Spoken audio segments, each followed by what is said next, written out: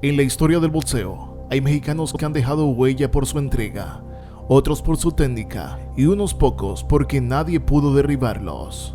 Este boxeador jamás fue noqueado. Es el primer mexicano en conquistar la corona mundial de los pesos welter, ubicándolo en la élite del boxeo en esos tiempos. Ni siquiera un gigante en su mejor tiempo como Roberto Durán pudo con él.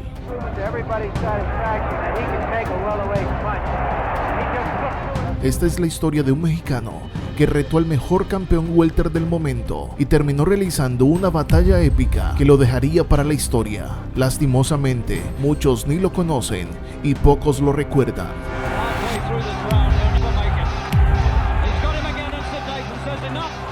Esta es la historia de uno de los mexicanos más talentosos del boxeo en los años 70. Él es Carlos Palomino.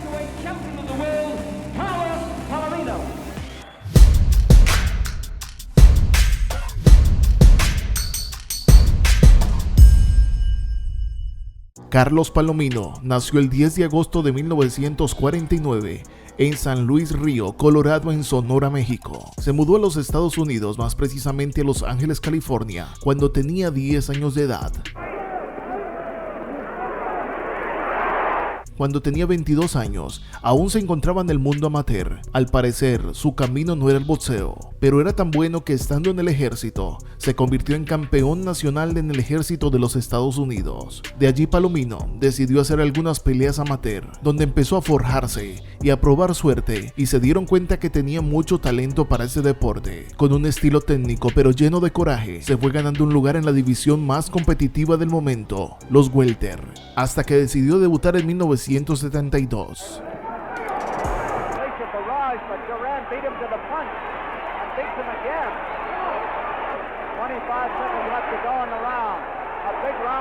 Con 23 años, el peleador mexicano, pero que se había forjado en los Estados Unidos, empezó su carrera profesional, alcanzando un récord de 11 peleas, donde todas ellas terminaron en victoria.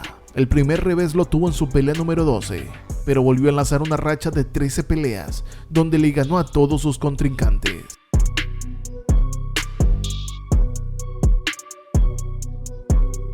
En 4 años había conseguido un récord de 23 peleas, 19 victorias, 3 empates y 1 derrota. En el welter tenía muy buen futuro. Al parecer pintaba de que iba a ser el primer mexicano en poder conseguir este título mundial. Así que el 29 de abril de 1976, después de noquear a Toshiharu Nambu en Los Ángeles, California, se le dio la oportunidad para junio de 1976 de ir por el cinturón del peso welter. Esta vez quien estaba en juego era el cinturón de la CMB de ring. Pero el mexicano no tenía una pelea para nada fácil, pues en esos momentos, quien reinaba en esa categoría era un peleador inglés llamado John Stracy. John Stracy había marcado a los mexicanos un año antes, ya que le había ganado al cubano nacionalizado en México, José Nápoles, el 6 de diciembre del 75.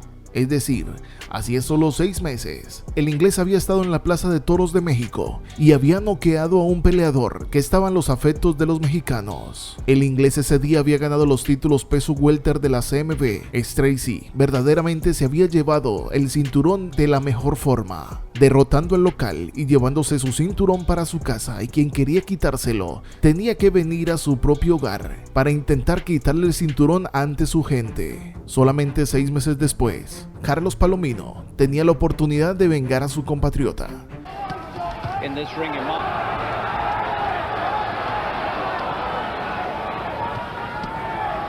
El 22 de junio del 76, en Londres, Inglaterra, ambos se veían la cara ante miles de espectadores ingleses. El escenario no podía ser más hostil, miles de aficionados apoyando al local, pero Palomino mostró temple y aguantó la presión durante todo el encuentro.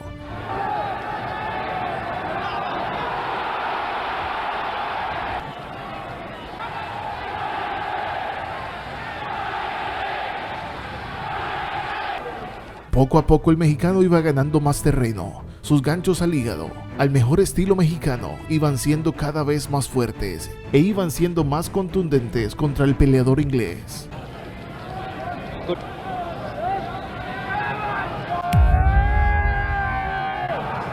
And at this stage one has to say that Palomino looks a much.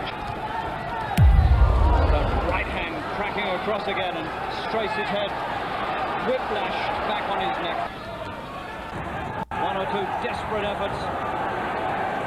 For the most part on the receiving end. And he doesn't know what to do about it.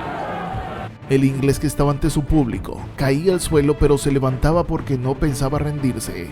Era evidente cómo los puños del peleador mexicano lo estaban demoliendo.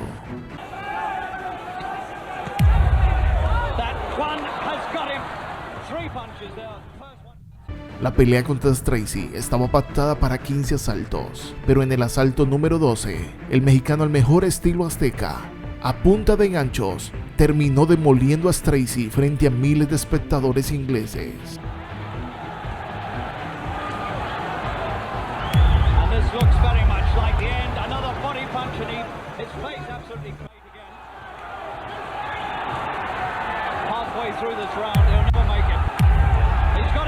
Sid Nathan says enough, and in round 12, Stracie loses the world title.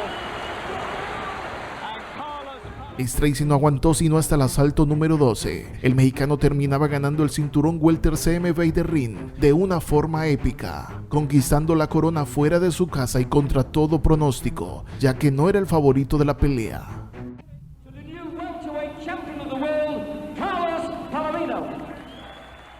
Palomino se convertía en el primer mexicano en la historia en conseguir el peso welter, lo que lo haría aún más importante.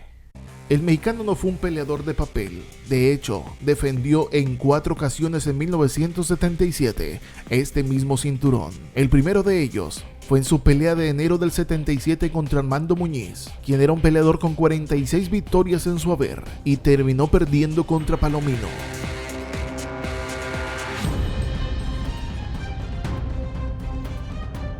Posteriormente, en junio de ese mismo año, le ganó a David Green. David Green tenía un récord de 24 peleas y nadie había podido ganarle, pero contra la valentía de Palomino fue insuficiente, ya que en el asalto número 11 terminó noqueado en 1977. Ese mismo año peleó 2 veces más, contra Beraldo Costa Acevedo en septiembre del 77 y contra José Palacios, a quien noqueó en el asalto 13 en diciembre del 77. Para aquellos momentos, escoger contra quien se peleaba no era algo ético. De hecho, todavía no lo es, aunque se haga. Palomino seguía adelante y defendía por quinta ocasión en el 78 contra Ryu Sorimachi, noqueando al japonés en el asalto 7 en el Hilton de Las Vegas. En su sexta defensa, noqueó en el asalto 9 a Mimio Mohatar en marzo del 78 y nuevamente a Armando Muñiz en mayo del 78. 7 defensas completaba el peleador estadounidense en poco menos de 2 años con el cinturón mundial, muestra de la solidez que tenía en ese peso.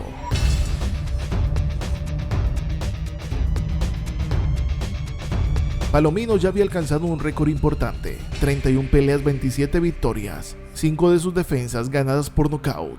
El 14 de enero del 79 se enfrentaría nada más y nada menos que contra la leyenda boricua Wilfred Benítez, en una pelea muy cerrada a 15 asaltos. Ese día el mexicano le tocó demostrar que era un peleador duro y que pudo aguantar los asaltos contra Benítez, y terminó el boricua ganando en una pelea polémica ante el peleador mexicano, ya que fue muy cerrada. Palomino perdía los cinturones ese día, aunque para parte de su público no merecía haber perdido ese encuentro. Su dureza y fama, que había ganado durante su carrera deportiva, lo llevaron a pelear contra uno de los mejores de todos los tiempos. Estamos hablando que en junio del 79 enfrentó a Roberto Manos de Piedra Durán. Durán estaba en uno de los mejores momentos de su carrera deportiva, ya que solamente había perdido una pelea en 68 encuentros. Para este entonces, Roberto Durán era intratable y la mayoría de personas terminaban perdiendo por nocaut. Young man loves to fight. Small man again. El peleador mexicano terminó diciendo que quedó sorprendido con la velocidad de los brazos y las piernas de Roberto Durán sobre el cuadrilátero, pero ni tanto talento del peleador panameño pudo noquear a Palomino. Big shot. Well, that was his best. He's still in going around. There's he coming back. Out or near the ring. Oh, Palomino. Carlos había mostrado su dureza. Lastimosamente terminó perdiendo ese encuentro. Ya no habían cinturones en disputa, pero Palomino salía con la frente en alto. Sin embargo, la derrota contra Duran a sus 30 años le hizo pensar que debería irse definitivamente del boxeo. En 33 peleas nadie había podido noquearlo. Tenía varias defensas del cinturón peso welter y decidió irse a buscar otros rumbos. Tras retirarse, Palomino se mantuvo como una figura respetada. Además de boxeador, fue actor y ejemplo para nuevas generaciones. Carlos Palomino volvió 22 años después al cuadrilátero, ganando 4 peleas de 5 que hizo. Pero ya no era tiempo para estar sobre el ring. Se retiró con un récord de 38 peleas, 31 victorias, 19 de ellas por nocaut. Su récord brilla por un detalle que pocos pueden presumir: nadie jamás lo noqueó. Carlos Palomino, el guerrero que llevó el orgullo mexicano al peso welter, campeón del mundo en tierra hostil y un boxeador que jamás cayó. Su historia no solo era parte del boxeo, sino del orgullo de todo México. En el 2004 fue seleccionado en el Salón Internacional de la Fama del Boxeo y hoy en día sigue siendo un personaje muy importante en el ámbito de los boxeadores retirados. Y muchos recuerdan su valentía sobre el cuadrilátero en los brillantes años 70. Si te gustó esta historia, suscríbete para vernos en el siguiente video, si el gran creador lo permite.